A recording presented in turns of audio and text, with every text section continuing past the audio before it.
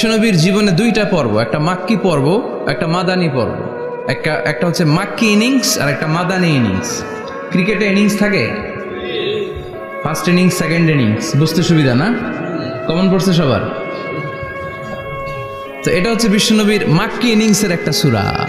মাক্কি ইনিংসের বৈশিষ্ট্য হচ্ছে বিশ্বনবী তাওহীদের দাওয়াত দিয়েছেন, রিসালাতের দাওয়াত দিয়েছেন, আখেরাতের কথা বলেছেন, একটু নরম নরম কথা বলেছেন। কারণ চারদিকে খালি মাইর, চারদিকে কি কোরআনের কথা বললে মাইর আছে না?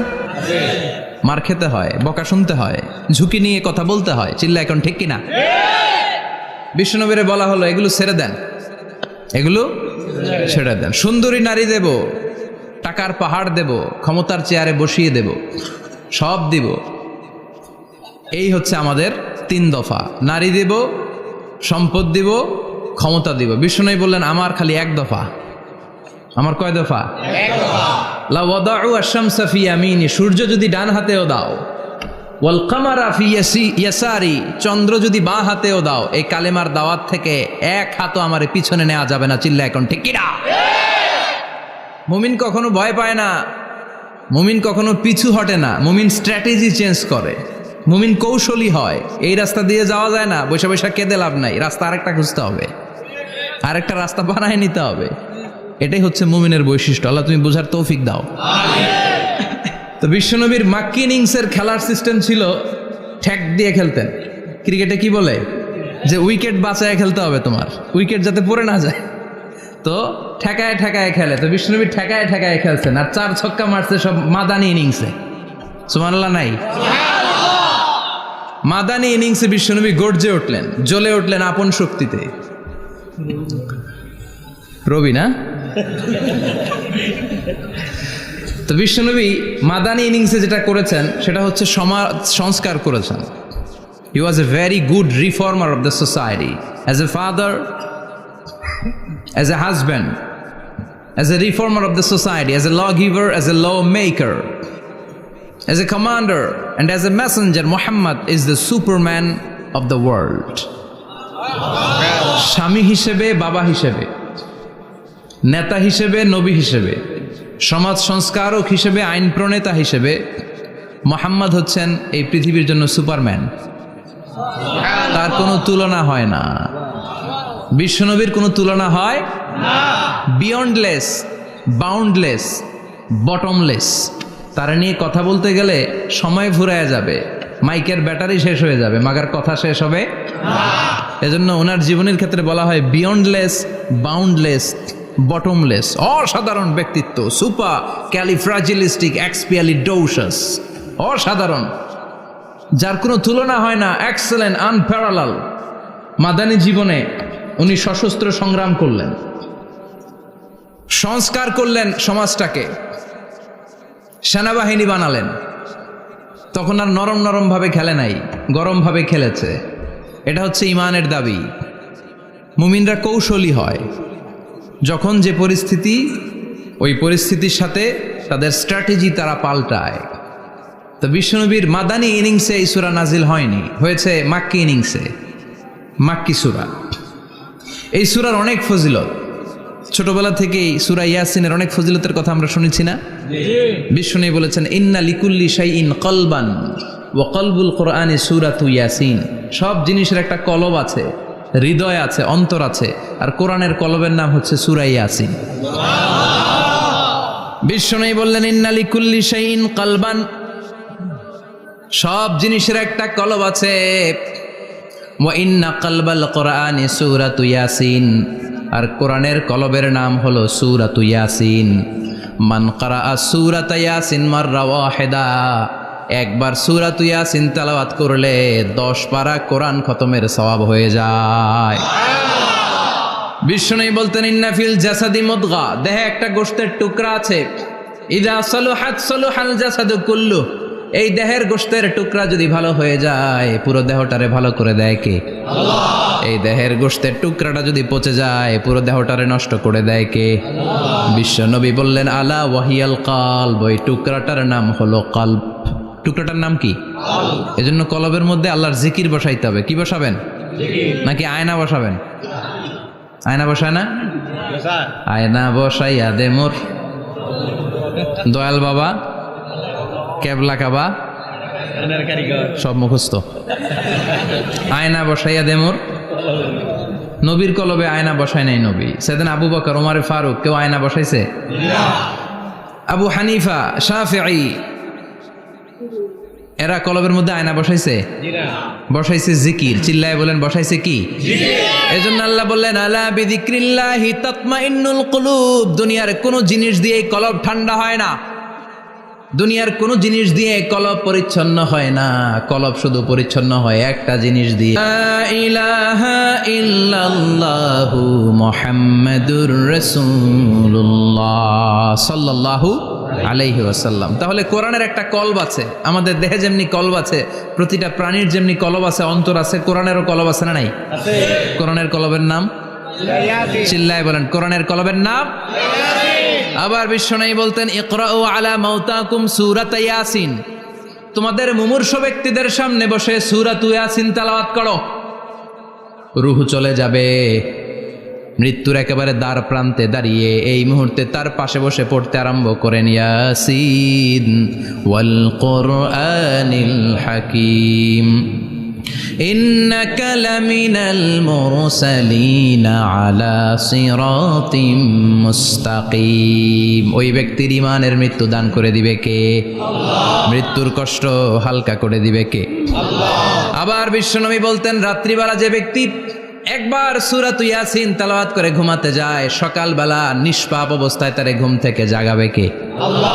তাহলে এই সূরার মর্যাদা কম কম না বেশি বেশি? কলবুল কোরআন, এটা কোরআনের কলব। একবার পড়লে 10 পড়ার সওয়াব। আবার মুমূর্ষু ব্যক্তির সামনে বসে সূরা ইয়াসিন তেলাওয়াত করতে বলা হয়েছে। তাহলে মৃত্যুর কষ্টরে হালকা করে দেয় কে? আল্লাহ। আবার রাত্রিবেলা সূরা ইয়াসিন তেলাওয়াত করলে সকালবেলায় নিষ্পাপ বানায় দেয় কে? আল্লাহ। মনে থাকবে? কোরআনের কলবের নাম কি? ভুলে যাবেন না তো? বেশি বেশি তেলাওয়াত করতে রাজি আছেন? সকাল সন্ধ্যা তেলাওয়াত করবেন তো? সূরা ইয়াসিন ছাড়াও এই সূরার অনেকগুলো নাম তাফসীর গ্রন্থে পাওয়া যায়। এই সূরার একটা নাম হচ্ছে সূরাতুল কাদিয়া। সূরাতুল কাদিয়া তাকদি হাজাতা কারিইহা। যে এই সূরা তেলাওয়াত করে ওই তেলাওয়াতকারীর যে হাজত আছে, প্রয়োজন আছে, এই সূরার বরকতে আল্লাহ তার প্রয়োজন পূরণ করে দেয়। আমাদের জীবনে প্রয়োজন আছে না নাই? কার কাছে চাইবো? বিপদে পড়লে কারে বলবো? আমরা বিপদে পড়লে প্রথমে শেয়ার দেই ফেসবুকে। কোথায় শেয়ার?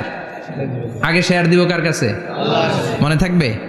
বিপদে পড়লে ফেসবুকে শেয়ার দিব না, বন্ধুরে শেয়ার করব না, বউয়ের কাছেও পরে শেয়ার করব, আগে শেয়ার করব কার কাছে? মনে থাকবে? এজন্য বিশ্বনবী বলতেন এই সূরার নাম সূরাতুল কাদিয়া। মানুষের হাজত পূরণ করে দেয়। এই সূরা তেলাওয়াত করে যদি আপনি আল্লাহর কাছে কোনো বিপদ থেকে পানা চান অথবা কোনো প্রয়োজন নিয়ে দোয়া করেন, সূরার বরকতে প্রয়োজনটা পূর্ণ করে দেয় কে? আল্লাহ। কেউ যেটা পারে না পারে কে? আল্লাহ। কেউ যেটা দেয় না দেয় কে? আল্লাহ। কেউ যেটা শোনে না শোনে কে? আল্লাহ। তাহলে পেলাম সূরাতুল কাদিয়া। আরেকটা নাম আছে সূরার, সেটা হচ্ছে সূরাতুল আযীমা, সুমহান সূরা। কি সূরা? সুমহান, আযীমা। এই আযীম আর আযীমা এই শব্দ দুইটা অনেক দামি। আল্লাহ যে কোনো জায়গায় ব্যবহার করেন নাই। বিশ্বনবীর চরিত্রের উপমা দিতে যে আল্লাহ আযীম শব্দ বলেছেন, তাই না? রব্বুল আলামিন বলেন ওয়া ইন্নাকা লাআলা খুলুকিন আযীম। ও নবী, সাধারণ কোন চরিত্র আপনারে আমি দেই নাই, আপনারে আমি দিয়েছি আযীম একটা চরিত্র। খুলুকুন আযীম, and verily indeed you are on a very good standard of character. অসাধারণ চরিত্র দিয়েছি। বিশ্বনবীর চরিত্র বুঝাতে যে আল্লাহ কি শব্দ ব্যবহার করেছেন? কথা বলে না, তাফসীর শিখে যেতে হবে। কোন শব্দ ব্যবহার করেছেন? আযীম। আবার আল্লাহ নিজের পরিচয় দিতে যে আযীম বলেছেন, ওয়ালা ইয়াউদুহু হিফযুহুমা ওয়া হুয়াল আলিয়্যুল আযীম। সুবহানাল্লাহ। আকাশ জমিনের নিয়ন্ত্রণ করতে যে আল্লাহ কখনো ক্লান্ত হয় নাকি? কারণ তিনি হচ্ছেন আল আলিয়্যুল আযীম। আল্লাহু আকবার।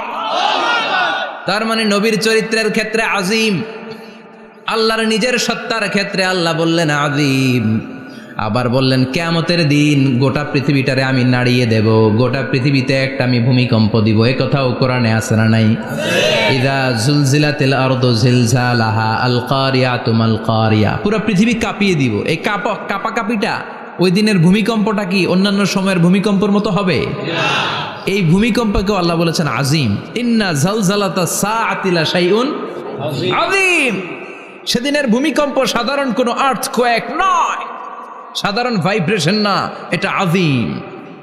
আবার আল্লাহ কোরআনকেও আজিম বলেছেন, ওয়ালাকাদ আতাইনাকা সাবআম মিনাল মাসানি ওয়াল কুরআনাল আযীম। ও নবী, আমি আপনার নিত্য পাঠনীয় সপ্তবাক্য সূরাতুল ফাতিহা দিয়েছি, সাথে সাথে কোরআনে আজিম দান করেছি। সুবহানাল্লাহ।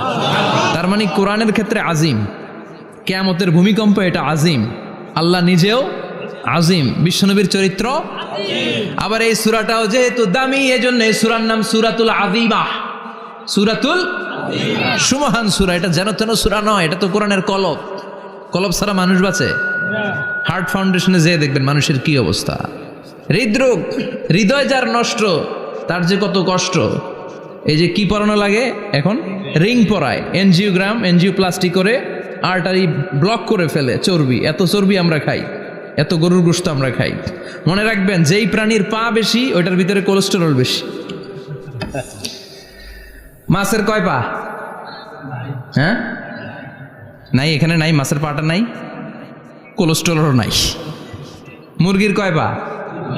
জোরে বলতে হবে। তার মানে কিছু কোলেস্টেরল আছে না নাই? গরুর কয় পা? কোলেস্টেরল বেশি না কম? এইবার কোন চিংড়ির কয় পা? সবচেয়ে বেশি কোলেস্টেরল কন্টেইন করে শ্রিম্প, প্রন, চিংড়ি। এজন্য এগুলো কম খাইতে হবে। তবে 40-এর আগে যারা আছেন ধুমায়া খান, 40-এর পরে এই যে মাটন, ল্যাম্প, ছাগলের গোশ, খাসির গোশ, চিংড়ি, এগুলো আপনার ডায়েট থেকে বাদ দিয়ে দিতে হবে। বুঝতে পেরেছেন? এজন্য এই সূরাটা যেন তেন সূরা নয়, এটা তো কোরআনের কলিজা, হার্ট, হৃদয়। এজন্য সূরাটা সূরাতুল আযীমা। সুবহানাল্লাহ পড়েন। তার মানে 1 নম্বরে পেলাম সূরাতুল কাদিয়াহ, 2 নম্বরে পেলাম সূরাতুল আযীমা, 3 নম্বরে সূরার আরেক নাম হলো সূরাতুল মুইম্মা। সূরাতুল মুইম্মা। মুইম্মার 2 অর্থ। এক অর্থ হচ্ছে এটার বরকতটা আম, সবার জন্য, যেই পড়ে সেই বরকত পায়, এজন্য মুইম্মা। আবার মুইম্মার আরেক অর্থ হচ্ছে যেই সূরা শত্রুকে অন্ধ করে দেয়। কি করে দেয়? এই সূরার প্রথম 9টা আয়াত যদি বিপদে পড়ে, শত্রুর কবলে পড়ে আপনি তেলাওয়াত করেন, শত্রুর চোখটারে অন্ধ করে দিবে কে? আল্লাহ। বিশ্বনবী মক্কা থেকে যখন মদিনায় যায়, হিজরতের সময় বিশ্বনবী সূরাত ইয়াসিনের প্রথম 9টা আয়াত তেলাওয়াত করলেন। তেলাওয়াত করে আল্লাহর নাম নিয়ে ঘর থেকে বের হলেন। আশেপাশে কাফেররা ঘুরে কিন্তু বিশ্বনবীরে দেখে না, সবাই খেলে এরকম এরকম করে, ডানে বায়ে হাতায়, বিশ্বনবীর সামনে দিয়ে যায়, কিন্তু কাফেরদের চোখ অন্ধ করে দিয়েছে কে? আল্লাহ। এজন্য কোরআন তেলাওয়াত করলে কাফেরদের চোখকে অন্ধ বানায় দেয় কে? আল্লাহ। এজন্য সূরার একটা নাম হচ্ছে সূরাতুল মুইম্মা। কি নাম? অন্ধ করে দেয়। তাফসিরে কুরতুবির মুসান্নিফ ইমাম আল কুরতুবি, উনাকে জালিম বাদশা বন্দী করেছিল। ওনার তাফসিরে এসেছে উনি শক্তিশালী লোক ছিলেন, জেলখানা ভেঙে বাঁচার জন্য দিছে দৌড়। উনারেও ধরার জন্য জালিম বাদশার সৈনিকেরা ঘোড়া নিয়ে রওনা হয়েছে। উনিও দৌড়ায়, ঘোড়াও পেছন থেকে আসে। ওমিয়া মানুষ কি ঘোড়ার দৌড়ের সাথে পারে? উনি হাঁটতে হাঁটতে হয়রান হয়ে এক বালুর ময়দানে যে ধপাস করে পড়েছেন। ওরাও ঘোড়া দিয়ে এসে নেমেছে, কিন্তু আজীব তামাশা, উনি বালুতে ধপাস করে পড়েই সূরাত ইয়াসিনের প্রথম 9 আয়াত তেলাওয়াত করতে শুরু করেছেন। ওরা নিচে নেমে ডানে বায়ে সামনে পিছনে খালি খুঁজে, কিন্তু দেখে না, সামনে কিন্তু বসা। ওদের চোখটার অন্ধ করে দিছে কে? আল্লাহ। বিশ্বাস হয়? ঈমান হয়? এজন্য বিপদে পড়লে সূরাত ইয়াসিনের প্রথম 9 আয়াত পড়তে রাজি আছেন? আল্লাহ তুমি তৌফিক দাও। আমিন। আর জোরে পড়েন আমিন।